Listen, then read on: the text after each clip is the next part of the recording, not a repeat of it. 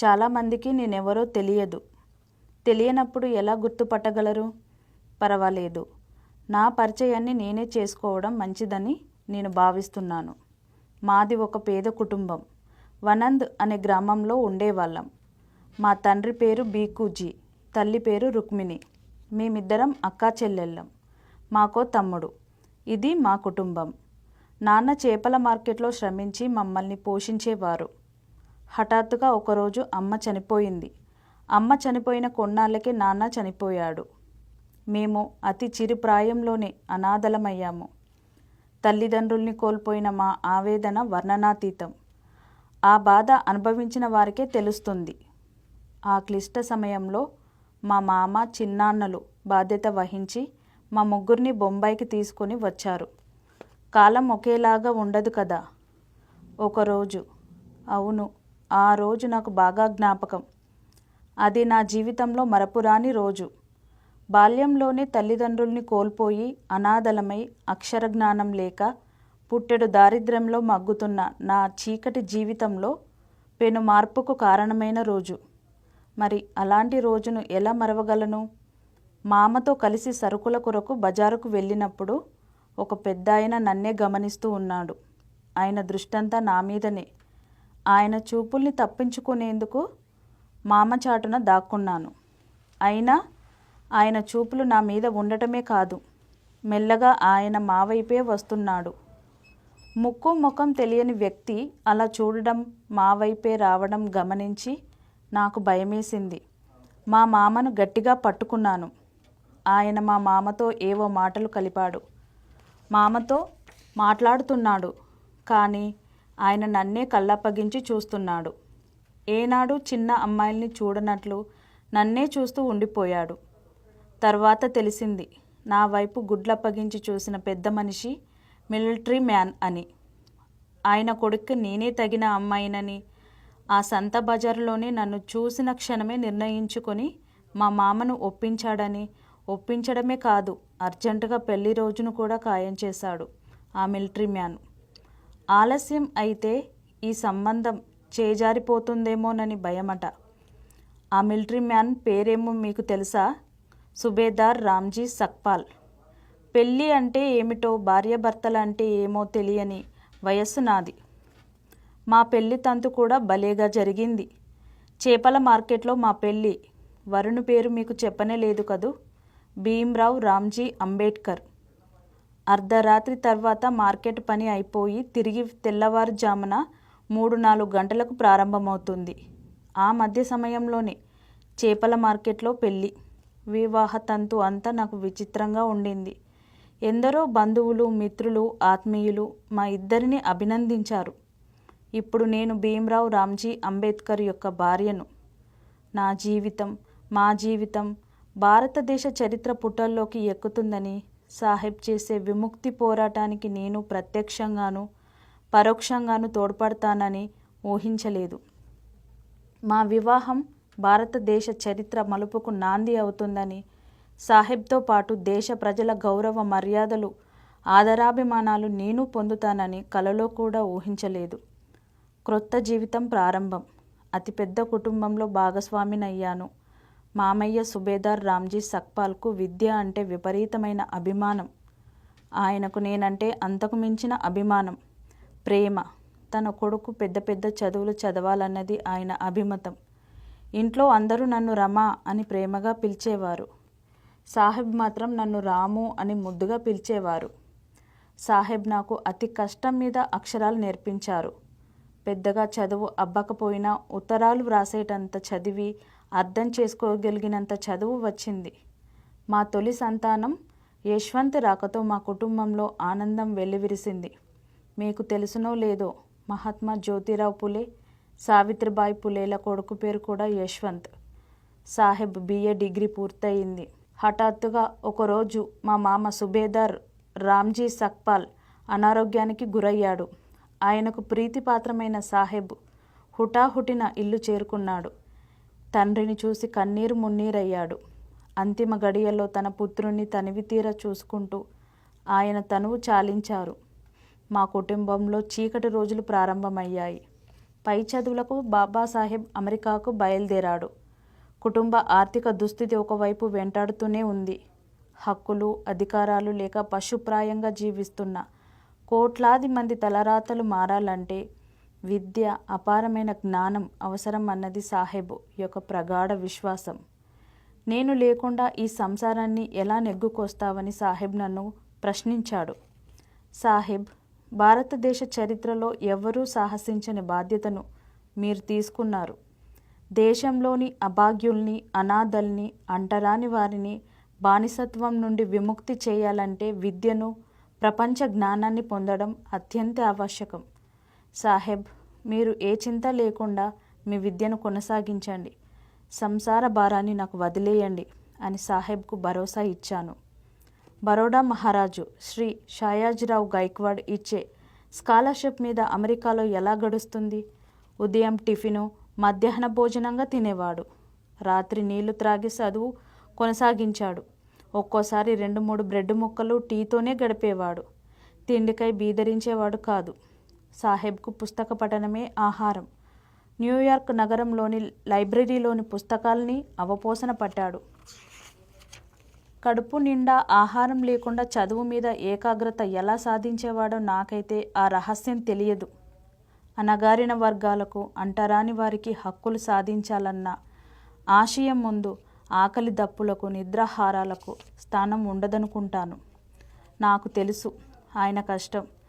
అందువల్ల బొంబాయిలో కుటుంబ పోషణకై నేను పడే కష్టాల్ని సాహెబ్కు తెలియకుండా జాగ్రత్త పడేదాన్ని.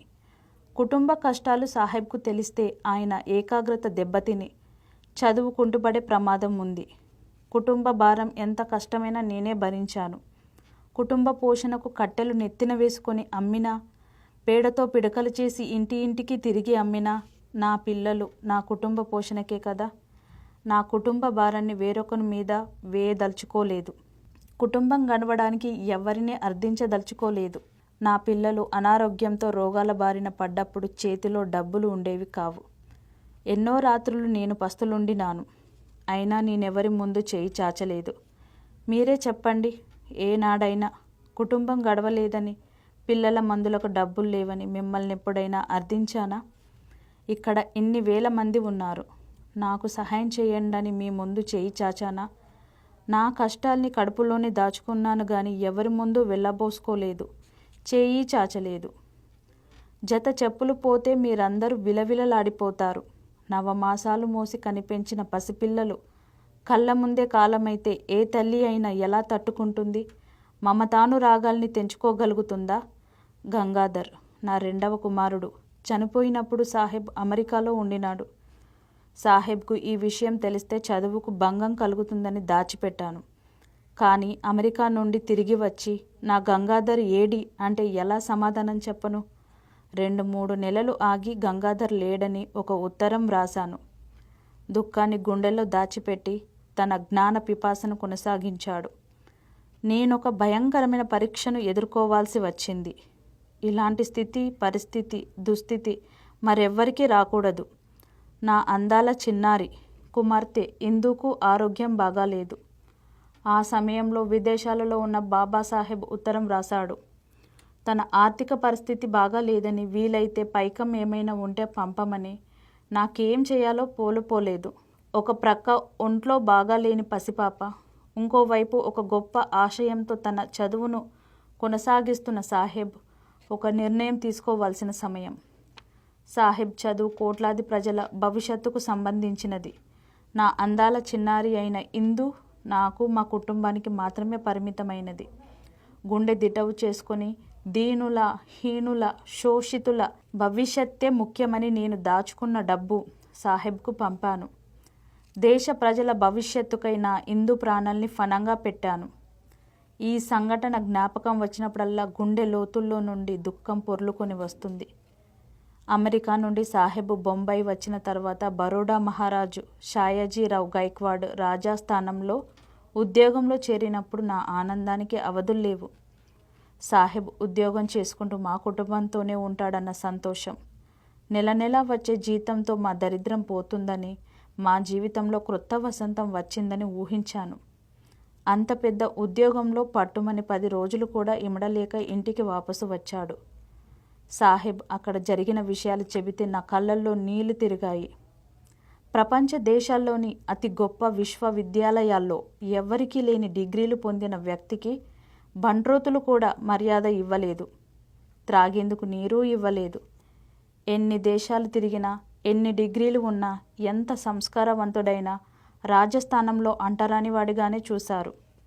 ఆఖరుకు బాడుకకు ఇల్లు దొరకకపోతే పార్షివారు నడుపుతున్న అద్దె గదిలో ఉండగా ఒక అంటరానివాడు బస చేశాడని తెలిసి సవర్ణ రౌడీలు దౌర్జన్యానికి దిగారు. వెంటనే ఖాళీ చేయమని దుర్భాషలాడారు. సాహెబ్ తన సామాన్లు తీసుకొని తిరుగు ప్రయాణానికి రైల్వే స్టేషన్ చేరుకున్నాడు. రైలు వచ్చేందుకు 4 గంటల సమయం ఉంది. అక్కడే ఉన్న పార్కులో చెట్టు కింద విశ్రమించాడు. తనకు జరిగిన అవమానానికి దుఃఖించాడు. తర్వాత మనసు దిటవు చేసుకుని ఆలోచించాడు. అమెరికా, ఇంగ్లాండు దేశాల్లో అత్యుత్తమమైన చదువులు చదివి దేశంలో ఏ ఒక్కరికి లేనన్ని డిగ్రీలు సంపాదించి కోటు, బూటు, సూటు వేసుకున్న నా పరిస్థితే ఇలా ఉంటే దేశంలోని అట్టడుగున ఉండి అక్షరానికి, నాగరికతకు, శుభ్రతకు నోచుకొని కోట్లాది అస్పృశ్యుల పరిస్థితి ఎంత దుర్భరంగా ఉంటుందోనని ఊహించాడు. అదే క్షణంలో, అదే ప్రదేశంలో ఒక దృఢ సంకల్పాన్ని, మహాప్రతిజ్ఞను తీసుకున్నాడు. దేశంలో వేల సంవత్సరాలుగా నికృష్టంగా, పశుప్రాయంగా జీవిస్తున్న అస్పృశ్యుల విముక్తికై పోరాడుతాను. ఒకవేళ ఈ పోరాటంలో ఓడిపోతే పిస్తోలుతో కాల్చుకుని చనిపోతానని ప్రతిజ్ఞ తీసుకొని బొంబాయికి తిరుగు ప్రయాణమయ్యాడు. మా కుటుంబ సుఖ సంతోషాల కన్నా సాహెబ్ నిర్ణయం, ఆయన మహాసంకల్పంతో సాహెబ్ వ్యక్తిత్వం హిమాలయాల ఎత్తుకు ఎగిసింది. వ్యక్తిగతమైన అవమానాన్ని సామాజిక దృష్టితో విశ్లేషించి దాని పరిష్కారానికి నడుం బిగించడం ఆయన ధీరోదాత్తతకు, విఘ్నతకు చిహ్నం. ఆ విధంగా బరోడా సంస్థానంలో ఉద్యోగం ఓడిన దేశ చరిత్రలో ఒక మహత్తరమైన ముందడుగుకు నాంది పలికింది ఈ సంఘటన. ఒకరోజు దాండిబా సుడిగాలిలా వచ్చి సాహెబ్ ఇంగ్లాండు నుండి తిరుగు ప్రయాణం అయ్యాడని చెప్పి అలా మాయమయ్యాడు. ఈ శుభవార్త అందరికీ చేరవేసే పనిలో మునిగిపోయాడు. ఈ వార్త విన్న నా మనసులో లేదు. గుబులు, ఆందోళన, ఆత్రం గుండెల్లో మొదలైంది. ఒకచోట కుదురుగా కూర్చోలేకున్నాను. ఇంటిల్లిపాది సాహెబ్ కొరకు ఆత్రంగా ఎదురు చూస్తున్నారు. సముద్ర ప్రయాణం అంటే ఎన్నో రోజులు పడుతుంది. ఆ ఆలస్యాన్ని నేను భరించలేకున్నాను. ఇంతలో ఒకరోజు దాండిబా గుండెలవిసేలా రోదిస్తూ ఇంటికి వచ్చి సాహెబ్ ప్రయాణిస్తున్న నావ సముద్రంలో మునిగిపోయిందన్న పిడుగులాంటి వార్త చెప్పాడు. ఈ దుర్వార్త విని ఇంట్లో వాళ్ళందరూ గొల్లుమన్నారు. నాకు కాళ్ళు చేతులు ఆడటం లేదు. ఆశలన్నీ పేకమేడల్లా కూలిపోయాయి. భవిష్యత్తు అంధకారమైంది. నా మనసు మాత్రం ఈ వార్తను నమ్మడం లేదు. కోట్లాది మంది జీవితాల్లో మార్పు కొరకు ఎన్నో కష్టాలు పడి విశ్వ విజ్ఞానాన్ని ఆర్జించిన సాహెబ్ ఇలా అర్ధాంతరంగా అసువులు బాస్తే వారి పరిస్థితి ఏమిటి? వేల సంవత్సరాల తర్వాత జన్మించిన సాహెబ్ సముద్ర గర్భంలో కలిసిపోతే మళ్ళీ ఒక ఉద్ధారకుడు జన్మించేందుకు అస్పృశ్యులు ఎన్ని వేల సంవత్సరాలు ఎదురు చూడాలి? ఈ దుర్వార్త అబద్ధం కావాలని, సాహెబ్ ప్రాణాలతో తిరిగి రావాలని, అస్పృశ్యుల జీవితాలు బాగుపడాలని ప్రార్థిస్తూనే ఉన్నాను. సాహెబ్ అనునాయులందరి ఇళ్లలో విషాద ఛాయలు అలుముకున్నాయి. ఐ సాహెబ్ నన్ను క్షమించు అంటూ దాండిబా పరిగెత్తుకుంటూ వచ్చాడు. ఇంకా ఏమి దుర్వార్తలు వినాల్సి వస్తుందోనని నేను భయపడ్డాను. తన 100 పుస్తకాలతో పాటు సాహెబ్ కూడా సముద్ర ప్రమాదంలో మునిగిపోయాడన్నది పొరపాటుగా ప్రచారం అయ్యిందని, సాహెబ్ ఇంకో నావలో సురక్షితంగా ప్రయాణిస్తున్నాడని, క్షేమంగా బొంబాయి చేరుకుంటాడని విన్నా నా ఆనందానికి హద్దులు లేవు. నా మనసు కుదుట పడింది. ఎదురు చూసే కళ్ళల్లో మాత్రం కన్నీరు ఆగలేదు. ప్రకృతిలో మార్పు సహజం. చీకటి తర్వాత వెలుగు, వెలుగు తర్వాత చీకటి. కానీ మా జీవితం కష్టాలు, కన్నీళ్లకు నిలయమైంది. మా ఆఖరి పుత్రుడు రాజరతన్కు అకస్మాత్తుగా ఒంట్లో బాగోలేదు. ఊపిరి తీసుకునేందుకు కష్టపడుతూ ఉన్నాడు. సాహెబ్ ఎక్కడున్నా అర్జెంటుగా తీసుకురా అని రత్తును పురమాయించాను. సాహెబ్ ఇంటికి వచ్చి రాజరతన్ను తన ఒడిలోకి తీసుకున్నాడు. ఊపిరి తీసుకోవడం కష్టంగా ఉంది. అమాయకంగా తండ్రి కళ్ళలోకి చూస్తూ సాహెబ్ ఒడిలోనే చనిపోయాడు. సాహెబ్కు రాజారతన్ అంటే ఎంతో ప్రేమ. తన కళ్ళ ముందే తన ఒడిలోనే కళ్ళు మూయడం చూసి గట్టిగా రోదించాడు. చుట్టుప్రక్కల వారు ప్రోగయ్యారు. రాజారతన్ శరీరాన్ని కప్పేందుకు కొత్త బట్ట కావాలన్నారు. అది విన్న సాహెబ్ ఇంకా పెద్దగా చిన్నపిల్లాడిలాగా ఏడవడం మొదలుపెట్టాడు. నా కుటుంబ పరిస్థితి నాకు తెలుసు. సాహెబ్ దుఃఖానికి కారణం తెలుసు. నా చీర కొంగును చించి రాజారతన్పై కప్పాను. తల్లి కొంగు కప్పుకొని రాజారతన్ మా జీవితాల నుండి నిష్క్రమించాడు. గంగాధర్, రమేష్, ఇందు, రాజారతన్ 4 పిల్లల్ని పోగొట్టుకున్నాను. గుండె లోతుల్లో పూడ్చిపెట్టిన బాధ ఒక్కసారిగా తన్నుకుంటూ వచ్చింది. ఈ బాధను నేను భరించలేను. ఏ తల్లి కూడా ఇంతటి మనోవేదనను భరించలేదు. నా 4 పిల్లల జీవితాలు మొగ్గలోనే త్రుంచివేయబడ్డాయి. వారి అమాయకపు చూపులు నన్ను వెంటాడుతూనే ఉన్నాయి. వారితో ఉన్న అనుబంధం నిత్యం నా జ్ఞాపకాల్లో నిలిచి ఉంది. పిల్లలపై ప్రేమ సాహెబ్ను నిలదీసింది. సాహెబ్, రాజారతన్ను రాజును చేస్తానని చెప్పావే, ఇప్పుడేమైంది? రాజారతన్ రాజు కాదు కదా, కనీసం ప్రాణాలతో కూడా లేడు. ఇప్పటికే 4 పిల్లల్ని పోగొట్టుకున్నాను. ఇంకా ఎంతమంది పిల్లల ప్రాణాల్ని పోగొట్టుకోవాలి? రాజారతన్ రాజు కావడం ఒక భ్రమ, అందమైన కళ, సాకారం కాని ఒక భరోసా. దుఃఖం ముంచుకొస్తుంది. గుండె లవిసేలా ఏడుస్తూనే సాహెబ్ను నిలదీశాను. రాము, ఊరుకో రాము. నాకు తెలుసు మన కుటుంబంలో కష్టాలు కన్నీళ్లు తప్ప సుఖ సంతోషాలు లేవన్నది నిజమే. రాము, నీవు ఎంతో కష్టాన్ని భరించలేనంత బాధను, గర్భశోకాన్ని అనుభవించావని నాకు తెలుసు. మన బాబు రాజరత్న మీద చేయి వేసి ప్రమాణం చేస్తున్న రాము, దేశంలోని అణగారిన వర్గాల అంటరాని స్త్రీలకు పుట్టిన సంతానాన్ని రాజును చేసే బాధ్యత నాదే రాము. దేశంలో ఎలాంటి అండ లేకుండా ఉన్న లక్షలాది మంది పిల్లల భవిష్యత్తు ముఖ్యం. దేశంలో గర్భదారిద్ర్యంలో జీవచ్ఛవాల్లా బ్రతుకులీడుస్తున్న వారిని రక్షించాల్సింది మనమేగా. నా ఒక్క కుటుంబ త్యాగం ఇన్ని కోట్ల మంది జీవితాల్లో వెలుగులు నింపుతుందంటే అంతకన్నా కావాల్సిందేముంది అనుకొని నా బాధను మరచి సాహెబ్కు అండగా నిలిచాను. కష్టాల్ని కన్నీళ్ళని కడుపులో దాచుకొని సాహెబ్ చేస్తున్న పోరాటానికి అండగా నిలిచాను. నీటిపై హక్కు కొరకు మహద్ చెరువు పోరాటం చేసినప్పుడు సాహెబ్ను హత్య చేశారని విని నేను విలవిలలాడిపోయాను. ప్రత్యక్షంగా సాహెబ్ను చూసిన తర్వాతనే నా మనసు కుదుటపడింది. కాలారాం దేవాలయంలోనికి దళితుల ప్రవేశం విషయంలో ఆ పోరాటంలో మోసపూరితంగా సనాతనవాదులు మన కార్యకర్తల మీద రాళ్లతో దాడి చేసినప్పుడు స్త్రీలు చుట్టుముట్టి సాహెబ్ను కాపాడారు. ఎప్పుడు ఏమవుతుందోనన్న భయం నన్ను ఆవహించి నిద్ర పట్టేది కాదు. దేశంలోని అస్పృశ్యులకు కమ్యూనల్ అవార్డు ద్వారా స్వతంత్రాన్ని తెచ్చినప్పుడు సాహెబ్ సంతోషానికి, ఆనందానికి అవధుల్లేవు. భారతదేశ వేల సంవత్సరాల చరిత్రలో అంటరాని వారికి స్వాతంత్రం వచ్చిన రోజు, వీరి అస్తిత్వాన్ని గుర్తించిన రోజు. అంటరాని వారికి బ్రిటిష్ ప్రభుత్వం ఇచ్చిన కమ్యూనల్ అవార్డు గాంధీకి కంటకప్రాయమైంది. పూనా ఎరవాడ జైలులో అస్పృశ్యుల కడుపు కొట్టేందుకు ఆమరణ దీక్షకు పూనుకున్నాడు. దేశమంతా సాహెబ్కు వ్యతిరేకమైంది. చాలా చోట్ల అస్పృశ్యులపై దాడులు, గృహ దహనాలు మొదలయ్యాయి. సాహెబ్కు ప్రాణహాని ఉందన్న పుకార్లతో పాటు ప్రాణాలు తీస్తామన్న బెదిరింపులతో ఎక్కడ ఏమి జరుగుతుందో, ఏ దుర్వార్త వినాల్సి వస్తుందోనని నా మనసు విలవిలలాడేది. సాహెబ్ ఇంటికి తిరిగి వచ్చినప్పుడు మనస్సు కొంత కుదుటపడినా తెల్లవారి బయటకెళ్ళిన తర్వాత గుండెల్లో గుబులు మొదలయ్యేది. కమ్యూనల్ అవార్డును నీరుగార్చి పూనా ఒప్పందంపై సాహెబ్ సంతకం చేసేట్లుగా గాంధీ మరియు ఆయన బృందం ఒత్తిడి తెచ్చారు. అస్పృశ్యుల స్వతంత్రాన్ని అడ్డుకొని మళ్లీ బానిసత్వంలోకి నెట్టివేశారు. పండరీపురం వెళ్ళాలని ఎన్నాళ్ళుగానో అనుకుంటున్నాను. సాహెబ్, వేల మంది పండరీపుర యాత్రకు వెళ్తున్నారు. నేను వెళ్తాను సాహెబ్ అని అడిగాను. రాము, పండరీపూర్ వెళ్ళి ఏం చేద్దామనుకుంటున్నావు అడిగాడు సాహెబ్.